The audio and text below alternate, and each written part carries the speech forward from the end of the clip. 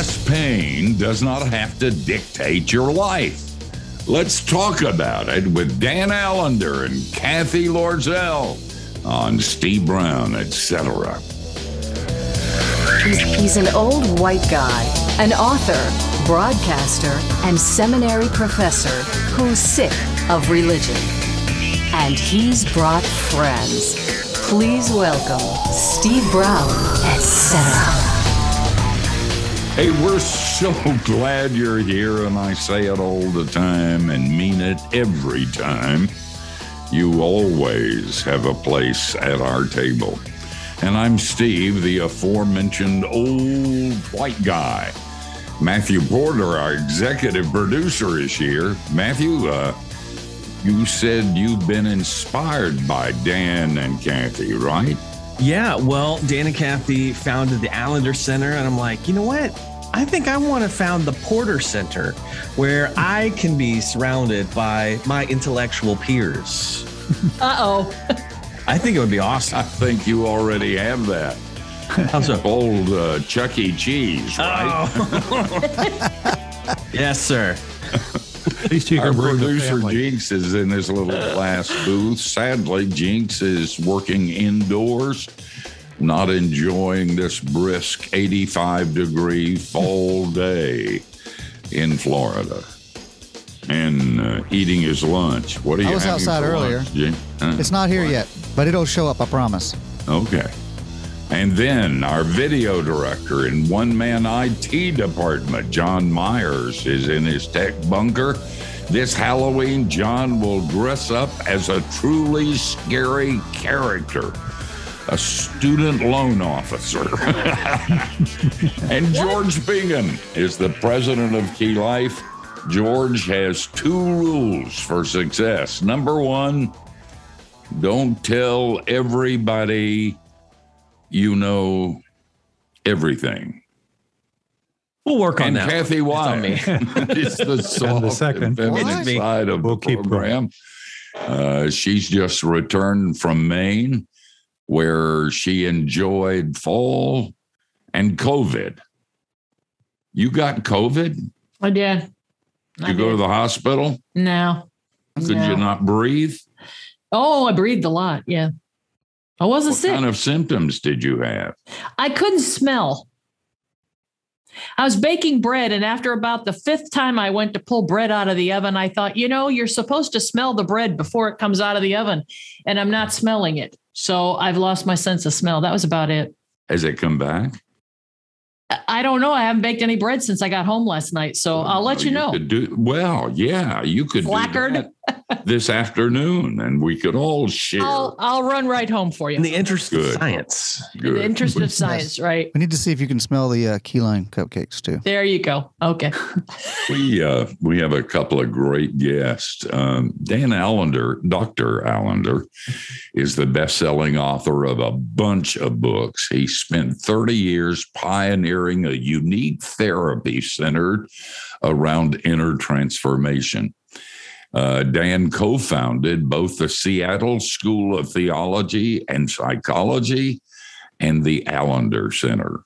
And I could go on and on. Cathy Loerzel is a co-founder of the Allender Center. She is a much lauded leader, instructor, and speaker. And over the past decade, she has helped develop groundbreaking trauma-informed narrative theory.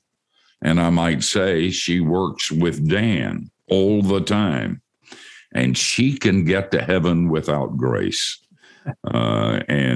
Cathy, great to have you with us. You help when we have Dan, and we're glad you're here. Dan, I want to start with something, and you probably don't, but it was so illustrative of one of the things I love about you is that every time I've heard you speak, and even when we're together and you're not speaking, you say things that cause me to say, I don't believe I would have said that. And I, by the way, gauge sermons and speeches and lectures by how often I say that. And if I say it a lot, it means it's a dynamite presentation. If I don't say it at all, I've probably fallen asleep. At any rate, your authenticity blows me away. And in your book, I teach students that they'll never survive if they don't have a degree of paranoia. And every time I went to the church and 3 people were talking, I knew they were talking about me. Talk about going into Starbucks. Man, did I identify with that. Only I would have probably said something and made an obscene gesture. You didn't. But it was a good story because it illustrates your incredible inability to wear armor. Tell us that story if you're not embarrassed. Not at all. I mean, in one sense, I'm sad, but the reality is I saw some good friends, peers, colleagues at Starbucks, crowded table, but there could have been a place for me. But it became clear the invitation was not going to be extended. And that sense of a snub, look, it happens in friendships, it happens in marriage. And that moment when I walked away from the table, at one level, it was so little of an event. But on the other hand, kind of like a paper cut. We use that as a metaphor, but they hurt. I mean, it's not the same as being stabbed, but it hurts. But the result was the rest of the day, it would arise with a kind of like, why? You could have easily invited me to sit at the table. And I had made it somewhat clear I was not rushing off. On the other hand, every time it came up, kind of like, oh, that hurt. Then I'm also standing back with this criticism of what is with you that you can't get over something that small far more easily. So in one sense, the snub created a context for me to evoke and be provoked by my own contempt. And in some ways, this is a hard sentence. We cannot escape current pain with the reality that there is a past that shows up. Moments of minor issues have a history. And that experience of feeling strange, not fitting, not being invited. Part of what we do in this book is talk about the reality that trauma opens the door to facing the past that is not resolved, that has to be engaged if we're going to deal better with the present. So good. By the way, I forgot to announce, you got to get this book. This literally is a life-changing book. It's called, and I hold it in my nicotine-stained fingers, Redeeming Heartache. How past suffering results in our true calling. Cathy, that was kind of a traumatic experience. I mean, I frankly read about you leaving Virginia or West Virginia or wherever you were. You had a job with IBM, probably paying more than you're making right now. You were comfortable. You had friends. And then somebody told you about Dan Allender. Now, if I'd been there, I would have said calling. But you quit your job, got in your car, and drove across the country. What did you find? Well, I found him, and I haven't been able to leave in 17 years. So I don't know what that says about me. Awesome. No, I think when I left Virginia, it was a lovely life I was living. And there was something around what I was encountering in the churches I was involved with in ministries, where I wasn't allowed to be honest about what was truly going on inside and honest about what it felt like to be human. And I was really on a quest because I believed that there was a God that was bigger than what I was being taught about how we could live our lives. And I wanted a space where I could ask the hard questions about myself, about God, about the human experience, about the darkest places. And I wanted authenticity, but not just being honest. I wanted a path. I wanted a way forward to actually grow and become a better person. And And that's what I found with Dan in the seminary.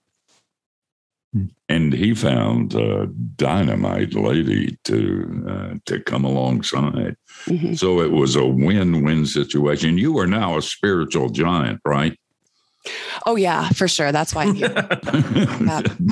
Just checking. I wanted to make sure that Dan fixed you. Oh, yeah. Yeah. Just ask my husband. I'm definitely fixed.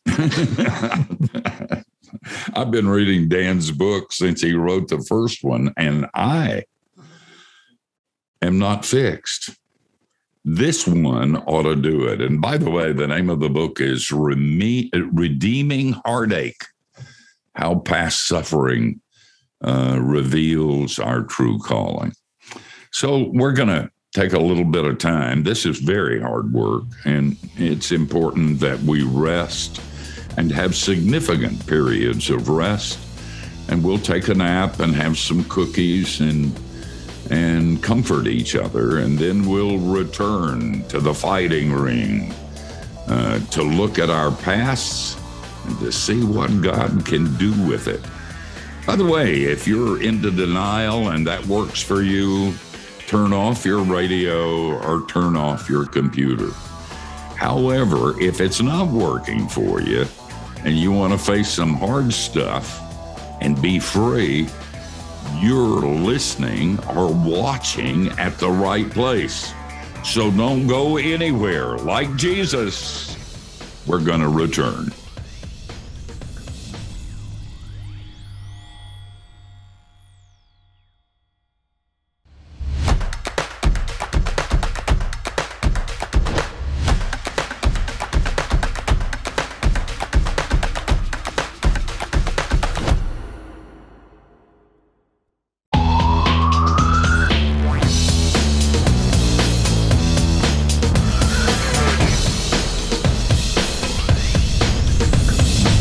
Hey, we're so glad that you guys are here. And we're talking with Dan Allender and Cathy Loerzel about a new book. And it really is a life-changing book. I mean, there is such freedom in this, and you got to pay a price for it, but it's worth every dime. And the title of the book is called Redeeming Heartache, How Past Suffering Reveals Our True Calling. This is for either one of you. You know, Scripture says, I forget what's in the past and I press on to the future. And you say, don't you dare. Yeah, you don't believe in the Bible anymore? Oh, I do. In fact, if you remind yourself, Paul just went through a whole list of his past, including that he was a Pharisee of Pharisee, trained by Gamaliel. Indeed, he brings the past up as insufficient for what it is that we're going to engage in the future. But nonetheless, in bringing up the past, you have to engage what the past brings. Like Psalm 77, as the psalmist remembers, he tells us he groans because he's remembering not only good, but the heartache. So story has to be engaged if we're going to grow. And even in Psalm 77, he remembers the Exodus. So if we're going to remember redemption, we have to remember the context in which redemption occurs, which is we live in a fallen world. It's inevitable we're going to suffer. And that suffering has to be engaged rather than escaped. And the people who flee to the future without honoring and engaging the past, they're smoking. They're smoking something spiritual or smoking something that allows them to escape, but it's not the basis of what the Bible holds. So true. You believe that God speaks in our story, truth be told. And Cathy, was that your experience? It was. I think you want to confess? Good. Thank you for having me on. Let me tell you about all the things. No, I think what I found was that I was having patterns, and I still do. There are things that I do in my day-to-day life where I think, I wonder why I'm feeling what I'm feeling right now. Like Dan said in Starbucks, earlier in the first segment, we experience heartache every day, but how we decide to encode that, how we decide that, what does that mean about the world and what does that mean about me, is directly related to the harm that happened to us early on. So, if our premise is that we all live in a fallen world, but we're created for Eden. So we're created for perfect relationship with God, self, others, and the earth. That's what we were designed for by God's intention. And now we live in a fallen world. When we experience the fallenness of the world, we start to make choices around how we're going to protect ourselves and how we're going to engage. And that happens early on. And then that plays out in the present. And those things are so interlinked that if you just try to fix the anxiety right now without going back to how did I learn how to read anxiety of a room? How did I learn how to read the faces of the people that I'm seeing in a Starbucks?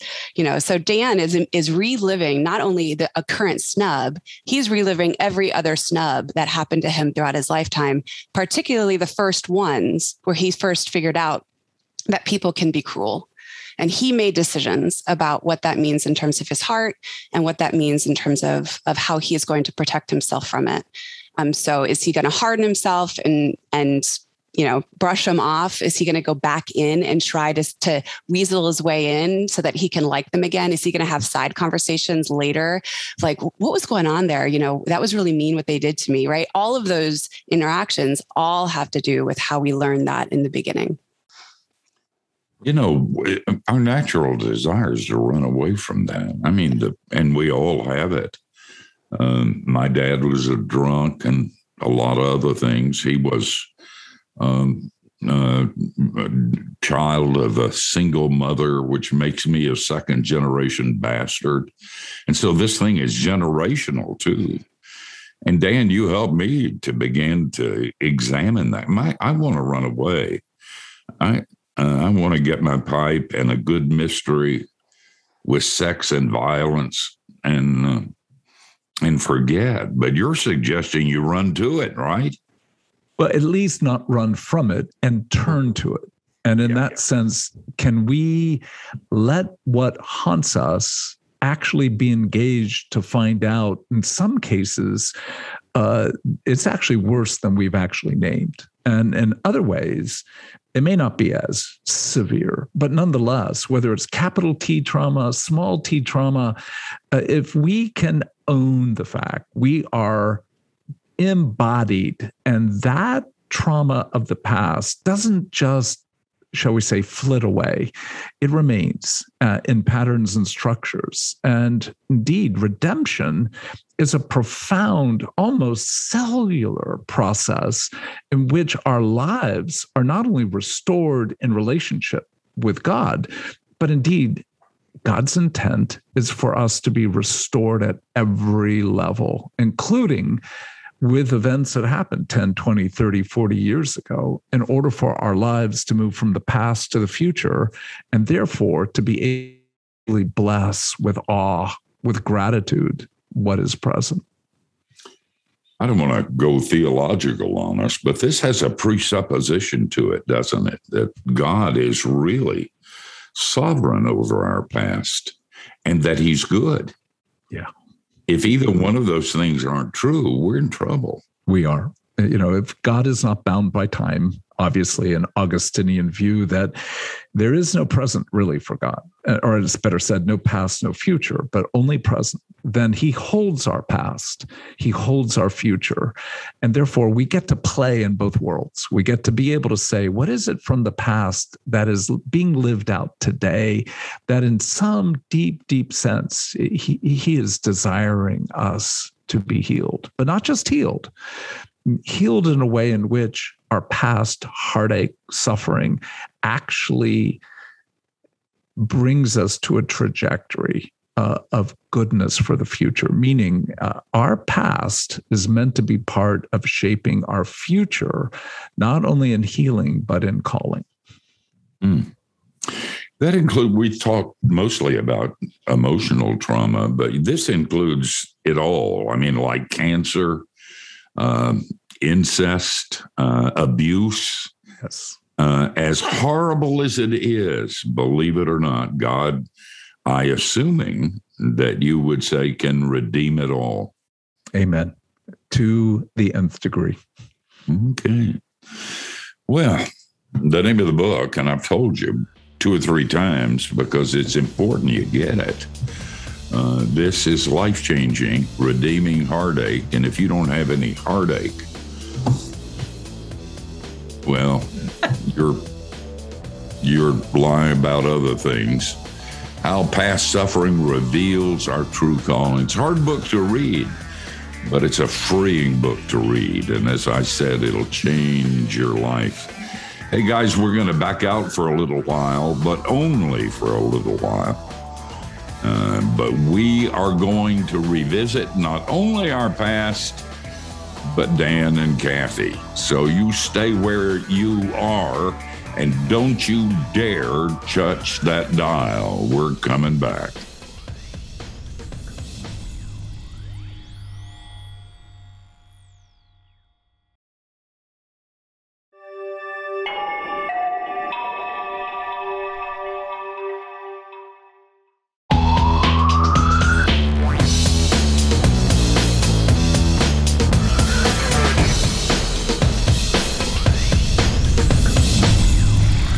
Hey, thanks for being with us. We're hanging out with Dan Allender and Cathy Loerzel, keeping up with them on social media at Allender Center. Cathy, maybe I'll ask you, I mean, as you know, sounds like more of an organizational person. I can't help but think you had a lot of influence in trying to get this into a kind of a structural model sort of thing. And you and Dan have presented 6 types, kind of 3 and 3, balancing each other with the kind of the discovery or negative side of things, and then the kind of the redeeming side of things. Can you kind of just give us a breakdown of that and how those fit together? Yeah. So I started in 2004 as Dan's student, and he taught this class that had a lot of these elements to it. But if you've ever heard Dan speak, you realize he's brilliant, but you're not sure what he's saying. Like if you could just capture it, it would change your life, you know? And so as a student, that's how I felt. I was like, well, this is going to change my life. And then they make you take an exam, a final on the content. And so again, I'm from IBM. I'm like, a structural communicator. And I'm like, there has to be an order to all of this. There has to be a way. So I sat with all of my notes from this class, kind of like a beautiful mind scattered around a floor. And I looked insane. And I was like, mapping things out and be like, this all has to fit. This has got to fit because I have to ace this exam. So basically this book is my final exam. And so 17 years later, I feel good about that. So, but I think the premise is the sense of there are core woundings that happen when we experience trauma and harm in our lives. And it creates 3 major categories that we call archetypes. And archetypes are really just ways for us to start to identify what happens to us within like personality types. Right? I mean, it's why we all love the Enneagram and all these things that come out, because we're trying to search for language that explain our experience.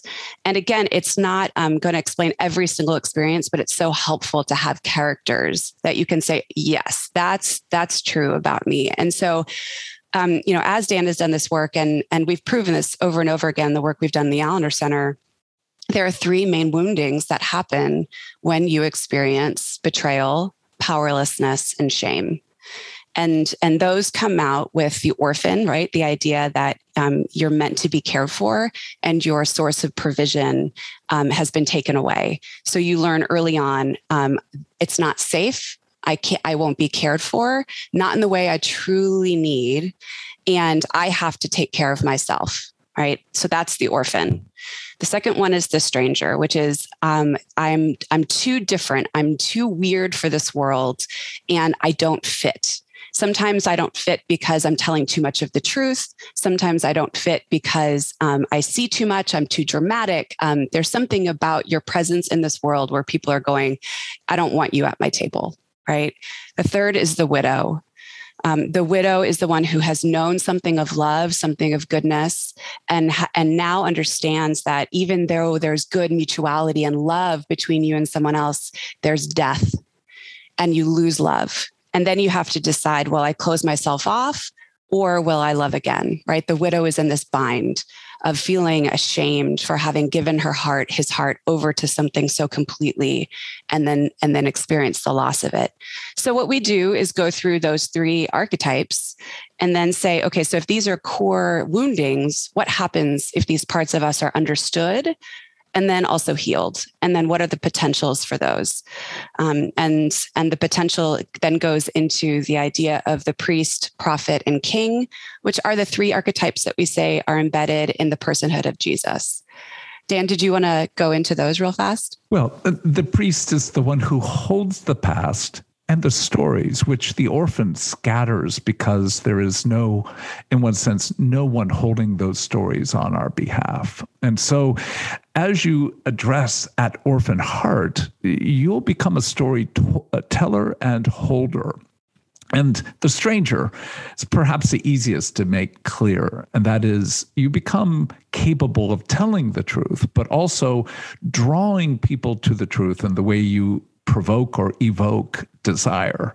So the prophet pulls the stranger into, in one sense, an invitation to the table. Finally, when you know death, then you can lead, because everything you have created, everything that you lead and build will one day die. If you don't know that as a leader, then you've not led. The reality is you will know suffering and death in the context of being a king or queen.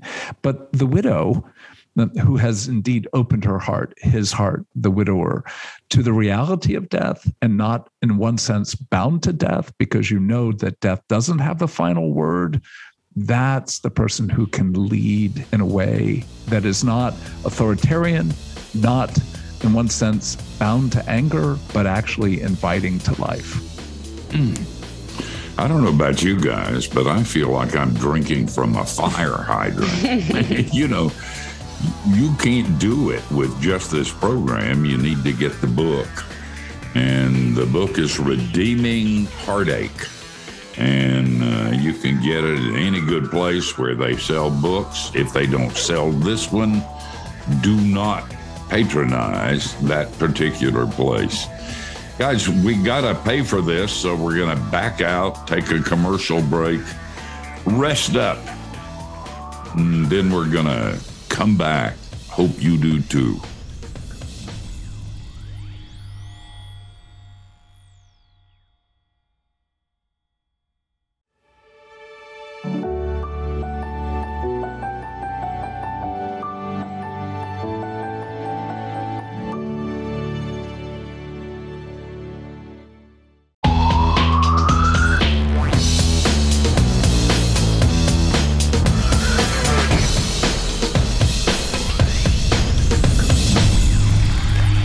Hey, thanks for spending this hour with us. I haven't mentioned it in a while, but you know, next time you're stopping by Amazon, you can help Key Life at the same time at no extra cost to you. Click out keylife.org/Amazon Smile. And you can learn more. Every dollar that you send to Key Life, you get one free send. And you would be surprised how those build up. Dan and Cathy, this book and your entire approach to the healing process is so ingrained with story, which I so connect with. It's such a part of us, and it gets to the part of like story by definition. I'm here, but there's somewhere I should or will be going. There's forward movement to it. So, you know, like with that in mind, could you dive a little bit deeper into the process? You talked about the 6 types, the archetypes, and they're kind of a reflection of Jesus' life. How does Jesus' life and work integrate with this healing process? Well, again, wish we had hours, but to get to the chase, if we will enter our story, he enters with his. So in that sense, to the degree I understand what it means, even though I have had parents, that I am an orphan son, then the idea that Jesus cries out with this cry of dereliction of my God, why have you forsaken me? As we begin to address our own story, it is the story of the gospel that begins to open us not only to our own, but to his. And again, I can't tell you how Jesus works. I just know he does. But it is the entry into truth. If the scripture is accurate, the truth will set you free. But it is truth about our condition, our context, but also about his faithfulness to enter our world as an orphan, as a stranger, and as a widower. And so when we begin to see the gospel in light of, he bears the fullness of every trauma, it doesn't take it away from us, but allows us to own and enter our own heartache with, in some sense, integrity, honor, grief, not blessing in a sense, not blessing having been abused, but blessing what can come in that in terms of a framing of our lives toward becoming more like the priest and the prophet and the king or queen that he has called each of us to be. Okay. Yeah, I think the beauty of this work is that if you can start to tell the truth of your own story, both of how you were harmed, but you also then get the opportunity to be honest about how you have harmed others. And again, if you don't believe that you need redemption or the world around you needs redemption, then how in the world are we going to join the redemptive arc of God? Not in an authentic way. And how are we going to actually participate in the healing if we're not willing to look at where we need healing and also where we need forgiveness? And those two things are inextricably. Monday morning. I'll say it for you, inextricably. Thank you. Perfect. Linked to. What's your excuse? Monday morning, only a second cup of coffee and 2 young kids. Is that good? That'll work. Not for me. That'll work. That's a good one. Perfect. No, I think those things are so linked, but oftentimes because we're denying our history, we actually miss out on what's actually possible for us. And our Cathy White has a question, but if you allow me to just follow up on that really quickly. You talk about this in the book, but I think it's important to mention that a lot, when you talk about trauma and traumatic events and hurt, there's a certain voice in your head that goes, well, I know people who have, gone through terrible stuff, but that's not me. I've had hurts, but they don't rate on that scale. But that's a completely wrong way to think about your own pain, isn't it? Yes. Yeah. I think we're always talking about, you're supposed to compare your story to Eden, not to one another. Yeah. Because we've seen this over and over in neuroscience. Someone who has big T trauma, that's a big deal. But neurobiologically, we experience the same impact if it's little T trauma. That's just true. And so, when your dog ran away and got hit by a car, that has a similar impact of your developmental brain as if you were being abused. Again, it's not to say that they're the same. There is difference and that needs to be honored, but our little bodies don't necessarily know the difference. All we're experiencing is a shattering of a life that we thought was safe, thought worked. And now we're realizing that it doesn't. And we're making decisions within our own bodies and our minds of how we're going to cope. So yeah. It's good news and bad news.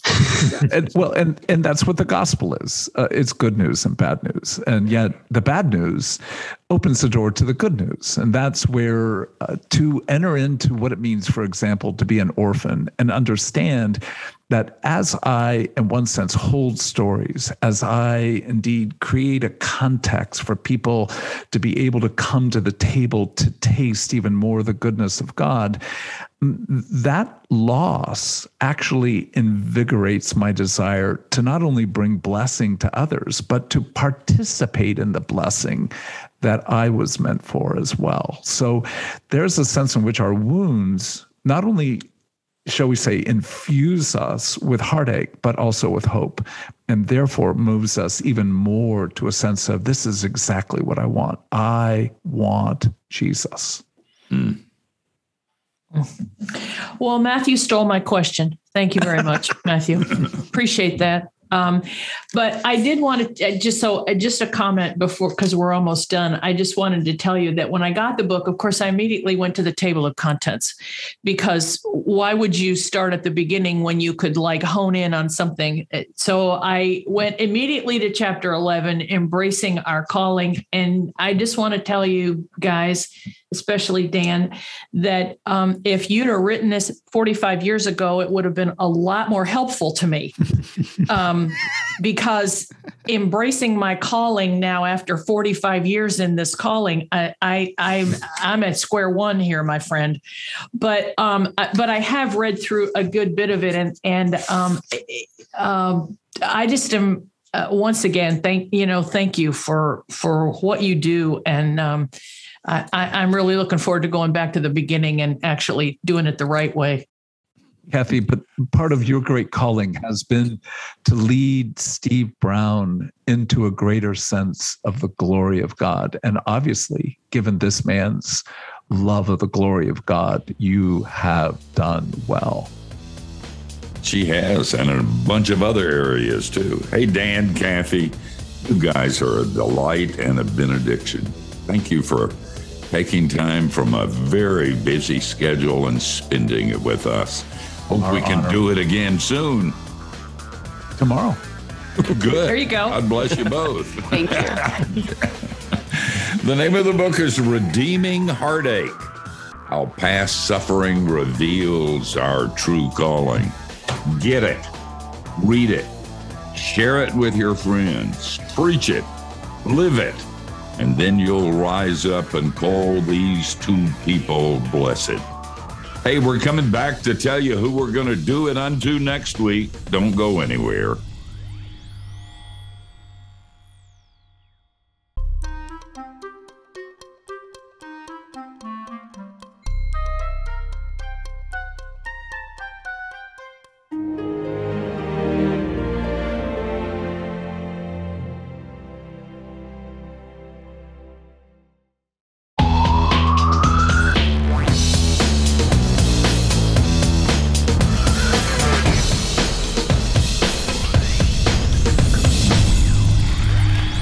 You know, you hear a lot of religious stuff that is plain nonsense.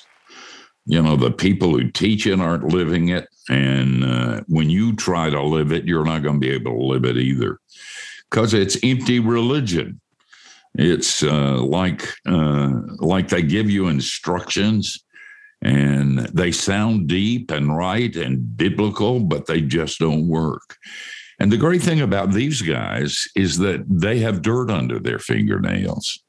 There's an honesty and a power and a wisdom that can only be described as prophet, priest, and king, which is what they describe in their book.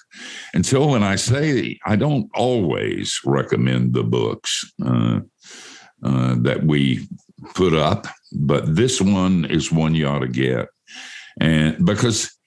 And it's awful. It makes me a pragmatist, but it works. I mean, it works. It isn't true because it works. It works because it's true. And it's about Jesus and his participation with you in your own story. Nothing in your life is irrelevant. Nothing you have faced, trauma and laughter, tears and pain, every bit of it comes from a sovereign God who loves you and accepts you more than you can imagine, and has been molding you for something that is far better and freer than anything else you'll ever find. Secularism, atheism destroys. Jesus rebuilds and redeems. So get the book, Redeeming Heartache, and you'll be glad you did. Cathy, who's going to be on next week? Nobody. Oh, that's cool. What? Yeah, nobody wanted to. Request. Nobody. It's kind of Dan sort of alluded to it when he was talking about you. You know, you just kind of, sometimes you just offend people, and nobody wants to be here anymore. No, that's Actually, not true. this is going to be a great. It's going to be there have fun. been some It's just things us. I've been meaning to say. You can be free the way Dan and Cathy say you could, or you can be free because you're old and you don't care. So there's some things we're going to bring up, talk about our favorite shows, and give you the skinny on what we really think about all of them. It's our fond hope that you'll join us next week, same time, same place. And between now and then, don't do anything we wouldn't. And that, of course, gives you a wide, wide berth.